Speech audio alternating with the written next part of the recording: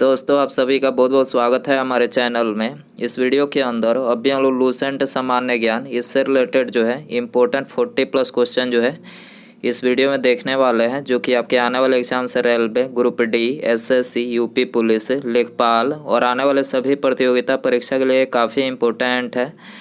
तो दोस्तों आप इस वीडियो को बहुत ध्यान से लास्ट तक देखिए। चैनल पर आया है तो चैनल को सब्सक्राइब कर बेल आइकन यानी जो घंटी का निशान है इसे ज़रूर से ऑन कर दें, ठीक है।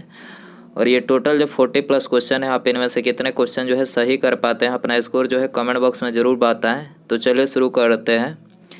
देखिए यहाँ पर हमारा पहला क्वेश्चन दिया गया है, राष्ट्रपति लोकसभा भंग करते हैं। तो देखिए राष्ट्रपति जो है लोकसभा ये प्रधानमंत्री की सलाह पर अनुच्छेद 85 के तहत, ठीक है, प्रधानमंत्री की सलाह पर अनुच्छेद 85 के तहत जो है राष्ट्रपति लोकसभा भंग करते हैं, ठीक है। करेक्ट आंसर ऑप्शन सी हो जाएगा। इसके अलावा यदि हम बात करें लोकसभा की, तो देखिए लोकसभा कार्यकाल होता है 5 वर्षों का, ठीक है। और लोकसभा जो होता है ये संसद का निचला सदन होता है। लोकसभा संसद का निचला सदन होता है और राज्यसभा जो होता है इसका कार्यकाल 6 वर्ष का होता है और ये संसद का उच्च सदन होता है, ठीक है, आपको याद रखना है। इसके अलावा यहाँ पर हमने राष्ट्रपति से रिलेटेड कुछ इंपॉर्टेंट क्वेश्चन लिख रखे हैं जो एग्जाम में बार बार पूछे जाते हैं। तो देखिए यहाँ पर पहला दिया गया है, भारतीय संविधान में निर्वाचित राष्ट्रपति का प्रावधान किस देश से लिया गया है। तो राष्ट्रपति का प्रावधान जो है अमेरिका से लिया गया है, ठीक है। राष्ट्रपति पद का प्रावधान किस अनुच्छेद में है, अनुच्छेद 52 में है राष्ट्रपति पद का प्रावधान। भारतीय संविधान में राष्ट्रपति पर महाभियोग का प्रावधान किस देश से लिया गया है। तो राष्ट्रपति पर महाभियोग का प्रावधान जो है अमेरिका से लिया गया है। किस अनुच्छेद में कहा गया है कि प्रधानमंत्री की नियुक्ति राष्ट्रपति के द्वारा की जाएगी। तो ये अनुच्छेद 75 में कहा गया है कि प्रधानमंत्री की नियुक्ति जो है ये राष्ट्रपति के द्वारा किया जाएगा। किस अनुच्छेद में राष्ट्रपति के कार्य एवं शक्ति का प्रावधान है। अनुच्छेद 53 में राष्ट्रपति के कार्य एवं शक्ति का प्रावधान है। किस अनुच्छेद में राष्ट्रपति के निर्वाचन के बारे में बताया गया है। तो अनुच्छेद 54 में जो है राष्ट्रपति के निर्वाचन के बारे में बताया गया है। किस अनुच्छेद में राष्ट्रपति के निर्वाचन की रीति के बारे में बताया गया है। तो अनुच्छेद 55 में जो है राष्ट्रपति के निर्वाचन की रीति के बारे में बताया गया है। किस अनुच्छेद में राष्ट्रपति के शपथ के बारे में बताया गया है। तो राष्ट्रपति का शपथ जो है अनुच्छेद 60 में बताया गया है। किस अनुच्छेद में राष्ट्रपति के पुनर्निर्वाचन के बारे में बताया गया है। अनुच्छेद 57 में राष्ट्रपति के पुनर्निर्वाचन के बारे में बताया गया है। राष्ट्रपति को शपथ कौन दिलाता है। तो मुख्य न्यायाधीश, ठीक है, भारत के जो मुख्य न्यायाधीश होते हैं ये राष्ट्रपति को शपथ दिलाते हैं। राष्ट्रपति पद की योग्यता क्या होती है। तो देखिए राष्ट्रपति पद की जो योग्यता होती है, तो व्यक्ति जो है सबसे पहले भारत का नागरिक हो, उसकी आयु 35 वर्ष जो है पूरा कर चुका हो, लोकसभा सदस्य बनने के योग्य हो और किसी लाभ के पद पर ना हो, ठीक है, आपको याद रखना है। राष्ट्रपति पद के लिए योग्यता क्या होनी चाहिए। सबसे पहले वो व्यक्ति जो है भारत का नागरिक हो, उसकी वह आयु 35 वर्ष पूरा कर चुका हो, लोकसभा सदस्य बनने के योग्य हो और किसी लाभ के पद पर ना हो, ठीक है। ये सभी जो है ये राष्ट्रपति पद के लिए जो है योग्यताएं निर्धारित की गई है, आपको याद रखना है। क्वेश्चन नंबर 2 है, सामान्यतः पर किसी पात्र में जल को यदि भार युक्त में मंथनी से मंथन करते हैं तो उसके ताप में वृद्धि होगी, ठीक है, आंसर हो जाएगा ऑप्शन ए। क्वेश्चन नंबर 3 है, गेहूं की खेती के लिए कौन से उर्वरक का उपयोग करेंगे। गेहूं की खेती के लिए कौन से उर्वरक का उपयोग करेंगे। नाइट्रोजन का उपयोग करेंगे, ठीक है, करेक्ट आंसर ये हो जाएगा। इसके अलावा यदि बात करें गेहूं में प्रोटीन का प्रतिशत कितना होता है। तो प्रोटीन का जो प्रतिशत होता है वो होता है 12%। आपको याद रखना है गेहूं में प्रोटीन कितना पाया जाता है, 12% पाया जाता है। और सबसे अधिक प्रोटीन की प्रतिशत मात्रा किस में पाई जाती है। सोयाबीन में। सोयाबीन में जो है प्रोटीन की प्रतिशत मात्रा सबसे अधिक पाई जाती है, 42%, ठीक है। क्वेश्चन नंबर 4 है, कौन सा सूक्ष्म जीव शराब उद्योग के अल्कोहलिक किण्वन के लिए प्रयुक्त होता है। कौन सा सूक्ष्म जीव शराब उद्योग के अल्कोहलिक किण्वन के लिए प्रयुक्त होता है। तो ईस्ट प्रयुक्त होता है, ठीक है, करेक्ट आंसर ये हो जाएगा। क्वेश्चन नंबर 5 है, निम्नलिखित में से कौन सा पदार्थ समुद्री जल से निकाला गया है। तो समुद्री जल से ब्रोमीन निकाला गया है, ठीक है, करेक्ट आंसर डी हो जाएगा। क्वेश्चन नंबर 6 है, निम्नलिखित वैज्ञानिकों में से किसने नवीन सापेक्षता सिद्धांत प्रतिपादित किया था। किसने नवीन सापेक्षता सिद्धांत प्रतिपादित किया था। तो जीबी नार्लिकर ने जो है प्रतिपादित किया था। करेक्ट आंसर ये हो जाएगा। क्वेश्चन नंबर 7 है, लेंस की शक्ति किससे व्यक्त की जाती है? लेंस की शक्ति किससे व्यक्त की जाती है? डायोप्टर से। ठीक है, करेक्ट आंसर ये हो जाएगा। क्वेश्चन नंबर 8 है, अशोक का गांधार से प्राप्त अभिलेख निम्नलिखित में से किन लिपियों में लिखा गया है?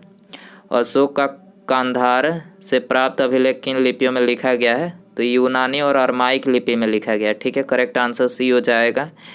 इसके अलावा अशोक का एक 13वां जो शिलालेख है, ये काफ़ी बार जो एग्जाम में पूछा जाता है। तो 13वां जो शिलालेख है, इसमें किसका उल्लेख किया गया है? तो कलिंग युद्ध का वर्णन। ठीक है, अशोक का जो कलिंग युद्ध का वर्णन है वो अशोक के 13वां शिलालेख में जो है इसका वर्णन किया गया है, आपको याद रखना है। क्वेश्चन नंबर 9 है, वायुदाब को प्रभावित करने वाला सबसे प्रमुख कारक है। वायुदाब को प्रभावित करने वाला सबसे प्रमुख कारक कौन सा है? जलवाष्प है। ठीक है, करेक्ट आंसर डी हो जाएगा। मेथनॉल को किस नाम से भी जाना जाता है? मेथनॉल को किस नाम से भी जाना जाता है? वुड अल्कोहल के नाम से जाना जाता है। ठीक है, करेक्ट आंसर सी हो जाएगा। दोस्तों, यदि आपको वीडियो पसंद आ रहा है तो प्लीज़ वीडियो को लाइक ज़रूर कर दें, अपने दोस्तों में भी शेयर कर दें, और चैनल पर नया है तो चैनल को सब्सक्राइब करके बेल आइकन यानी जो घंटी का निशान है इसे ज़रूर से ऑन कर दें। सब्सक्राइब करने के बाद बेल आइकन ऑन करने से फ़ायदा ये होगा कि जब भी मैं कोई न्यू वीडियो अपलोड करूँगा उसका नोटिफिकेशन जो है आपको टाइम टू टाइम मिल सकेगा। तो सब्सक्राइब करने के बाद बेल आइकन ऑन रखें। क्वेश्चन नंबर 11 है, ऑक्सी एसिटिलीन फ्लेम कटिंग के दौरान धातु कट जाती है। ऑक्सी एसिटिलीन फ्लेम कटिंग के दौरान धातु कट जाती है, तो गहन ऑक्सीकरण के द्वारा कट जाती है। ठीक है, करेक्ट आंसर डी हो जाएगा। क्वेश्चन नंबर 12 है, निम्नलिखित में से किस गैस की प्रतिशत मात्रा आयतन में वायुमंडल से कम है? आयतन में आपको बताना है, वायुमंडल में कम है प्रतिशत मात्रा। तो कार्बन डाइऑक्साइड की। ठीक है, कार्बन डाइऑक्साइड की प्रतिशत मात्रा आयतन में जो है वायुमंडल में कम है। ठीक है, आंसर हो जाएगा बी। क्वेश्चन नंबर 13 है, निम्नलिखित में से कौन सा स्थान सातवाहनों की राजधानी थी? तो प्रतिष्ठान। ठीक है, प्रतिष्ठान जो हुआ करता था उस समय सातवाहनों की राजधानी थी। प्रतिष्ठान की बात करें तो यह महाराष्ट्र के औरंगाबाद ज़िले में है। ठीक है, प्रतिष्ठान जो जगह है ये महाराष्ट्र के औरंगाबाद ज़िले में है और ये सातवाहनों की राजधानी हुआ करते थे। क्वेश्चन नंबर 14 है, कौन सी नदी रिफ्ट घाटी या भ्रंश घाटी से होकर बहती है? तो करेक्ट आंसर ये हो जाएगा नर्मदा। ठीक है, नर्मदा जो है रिफ्ट घाटी या भ्रंश घाटी से होकर बहती है। क्वेश्चन नंबर 15 है, निम्नलिखित में से क्या भारत में नीली क्रांति से संबंधित है? नीली क्रांति से कौन सा संबंधित है? मत्स्य पालन। ठीक है, मत्स्य पालन भारत में जो है नीली क्रांति से संबंधित है। करेक्ट आंसर सी हो जाएगा। इसके अलावा हमने यहाँ पर भारत के प्रमुख कृषि क्रांतियाँ लिख रखे हैं जो एग्जाम में बार बार पूछे जाते हैं। तो देखिए, पहला दिया गया हरित क्रांति। तो हरित क्रांति किसके उत्पादन से संबंधित है? खाद्यान्न उत्पादन से संबंधित है। श्वेत क्रांति दुग्ध उत्पादन से। नीली क्रांति मत्स्य उत्पादन से। भूरी क्रांति उर्वरक उत्पादन से। रजत क्रांति अंडा उत्पादन से। पीली क्रांति तिलहन उत्पादन से। कृष्ण क्रांति बायोडीजल उत्पादन से। लाल क्रांति टमाटर या मांस उत्पादन से। गुलाबी क्रांति झींगा मछली उत्पादन से। बादामी क्रांति मसाला उत्पादन से। सुनहरी क्रांति फल उत्पादन से। अमृत क्रांति नदी जोड़ो परियोजनाएं से। धूसर या स्लेटी क्रांति जो है सीमेंट से संबंधित है। और गोल क्रांति जो है आलू उत्पादन से संबंधित है। आपको याद रखना है, एग्जाम के लिए काफ़ी इम्पोर्टेंट है। क्वेश्चन नंबर 16 है, नेलांग घाटी किस राज्य में स्थित है? नेलांग घाटी किस राज्य में स्थित है? उत्तराखंड राज्य में स्थित है। करेक्ट आंसर डी हो जाएगा। 17 है, कृष्ण छिद्र सिद्धांत को किसने प्रतिपादित किया था? Very important question. कृष्ण छिद्र सिद्धांत को किसने प्रतिपादित किया था? एस चंद्रशेखर ने प्रतिपादित किया था। सी आंसर हो जाएगा। क्वेश्चन नंबर 18 है, लघु हिमालय स्थित है मध्य में। तो लघु हिमालय जो है शिवालिक और महान हिमालय के मध्य में स्थित है। करेक्ट आंसर बी हो जाएगा। क्वेश्चन नंबर 19 है, दुनिया में कुल कितने देश है? Very important question. दुनिया में कुल कितने देश हैं? आधिकारिक तौर पर देखा जाए तो 195 देश हैं। ठीक है, आंसर हो जाएगा सी। संयुक्त राष्ट्र के अनुसार विश्व में लगभग 251 देश और प्रदेश मौजूद हैं, लेकिन यूनाइटेड स्टेट ऑफ अमेरिका द्वारा प्रदान की गई मान्यता के अनुसार विश्व में 196 देश है, हालांकि आधिकारिक तौर पर 195 देशों को जो है मान्यता प्राप्त है।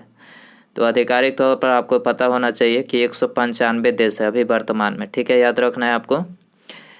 लोकसभा में अनुसूचित जनजातियों के लिए निम्नलिखित में से किस राज्य में सर्वाधिक आरक्षित सीटें हैं? लोकसभा में अनुसूचित जनजातियों के लिए निम्नलिखित में से किस राज्य में सर्वाधिक आरक्षित सीटें हैं? तो ये है मध्य प्रदेश राज्य में, ठीक है, सी आंसर हो जाएगा। क्वेश्चन नंबर 21 है, भारत के संदर्भ में निम्नलिखित में से कौन पंथ निरपेक्ष शब्द का सही भाव व्यक्त करता है? पंथ निरपेक्ष शब्द का सही भाव कौन सा व्यक्त करता है? भारत में राज्य का कोई धर्म नहीं है, यह व्यक्त करता है, ठीक है, तो आंसर हो जाएगा डी। क्वेश्चन नंबर 22 है, आपातकाल में किसी राज्य विधानसभा की अवधि बढ़ाई जा सकती है? किसके द्वारा बढ़ाई जा सकती है? संसद के द्वारा, ठीक है। आपातकाल में किसी राज्य विधानसभा की अवधि बढ़ाई जा सकती है? किसके द्वारा? संसद के द्वारा, बी आंसर हो जाएगा। 23 है, बोडो निवासी है, तो बोडो जो है गारो पहाड़ी के निवासी है, करेक्ट आंसर ये हो जाएगा। क्वेश्चन नंबर 24 है, संकर धान की खेती सर्वाधिक लोकप्रिय है? संकर धान की खेती सर्वाधिक लोकप्रिय है चीन में, ठीक है, चीन में सर्वाधिक लोकप्रिय है, बी आंसर हो जाएगा। महासागरीय नितल सबसे विस्तृत भाग कौन सा है? महासागरीय नितल का सबसे विस्तृत भाग कौन सा है? तो गहरे सागरीय मैदान, ठीक है, गहरे सागरीय मैदान जो है इसका विस्तृत भाग है, डी आंसर हो जाएगा। क्वेश्चन नंबर 26 है, न्यायालय द्वारा आपराधिक घोषित किए गए व्यक्ति को चुनाव लड़ने के लिए अयोग्य करार देने का निर्णय किया गया है? किसके द्वारा किया गया है? तो ये किया गया है संसद के द्वारा, ठीक है। आप सभी को पता ही होगा कि अपराधी वाले जो व्यक्ति होते हैं उनको जो है चुनाव लड़ने का अधिकार नहीं है, तो इसका निर्णय किसके द्वारा किया गया है? तो ये संसद के द्वारा किया गया है, ठीक है, आंसर हो जाएगा डी। क्वेश्चन नंबर 27 है, भारत के किसी राज्य में विधान परिषद का सृजन अथवा समाप्ति की जा सकती है? भारत के किसी राज्य में विधान परिषद का सृजन अथवा उसकी समाप्ति की जा सकती है? किसके द्वारा की जा सकती है? तो ये राज्य विधानसभा के तत्संबंध संकल्प पारित करने पर संसद द्वारा, ठीक है, करेक्ट आंसर सी हो जाएगा। राज्य विधानसभा के तत्संबंध संकल्प पारित करने पर संसद द्वारा जो है भारत के किसी राज्य में विधान परिषद या विधान परिषद का सृजन अथवा उसकी समाप्ति की जा सकती है, सी आंसर हो जाएगा।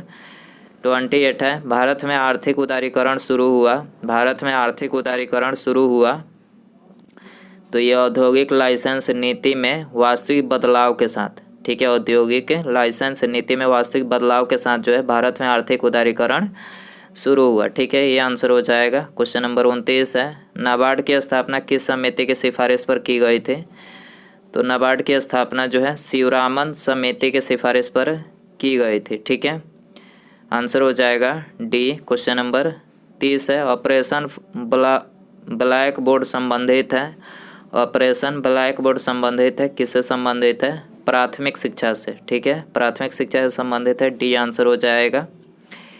यूनेस्को के तत्वाधान में सामाजिक विकास पर प्रथम विश्व शिखर सम्मेलन कहाँ पर आयोजित किया गया था? कोपेनहेगन में आयोजित किया गया था। कोपेनहेगन जो कि डेनमार्क की राजधानी है, यहीं पर जो है प्रथम विश्व शिखर सम्मेलन जो है आयोजित किया गया था। यूनेस्को के तत्वाधान सामाजिक विकास पर प्रथम विश्व शिखर सम्मेलन यहीं पर जो है कोपेनहेगन में आयोजित किया गया था, डी आंसर हो जाएगा। जल का वाष्प में परिवर्तन क्या कहलाता है? जल का वाष्प में परिवर्तन क्या कहलाता है? भौतिक परिवर्तन कहलाता है, ठीक है, बी आंसर हो जाएगा। भारत के राष्ट्रीय अभिलेखागार का मुख्यालय कहाँ है? भारत के राष्ट्रीय अभिलेखागार का मुख्यालय कहाँ पर है? तो इसका मुख्यालय जो है पुणे में है, ठीक है, सी आंसर हो जाएगा। क्वेश्चन नंबर 34 है, साबरमती आश्रम में महात्मा गांधी के निवास स्थान को किस नाम से जाना जाता है? साबरमती आश्रम में महात्मा गांधी के निवास स्थान को किस नाम से जाना जाता है? तो इसको हृदय कुंज के नाम से जाना जाता है, करेक्ट आंसर ये हो जाएगा। क्वेश्चन नंबर 35 है, लाल बहादुर शास्त्री स्टेडियम कहाँ स्थित है? लाल बहादुर शास्त्री स्टेडियम कहाँ स्थित है? हैदराबाद में स्थित है, करेक्ट आंसर डी हो जाएगा। मोहिनीअट्टम परंपरागत नृत्य है। मोहिनीअट्टम परंपरागत नृत्य है, तो ये केरल का परंपरागत नृत्य है, करेक्ट आंसर सी हो जाएगा। इसके अलावा एक और क्वेश्चन पूछा जाता है कथकली।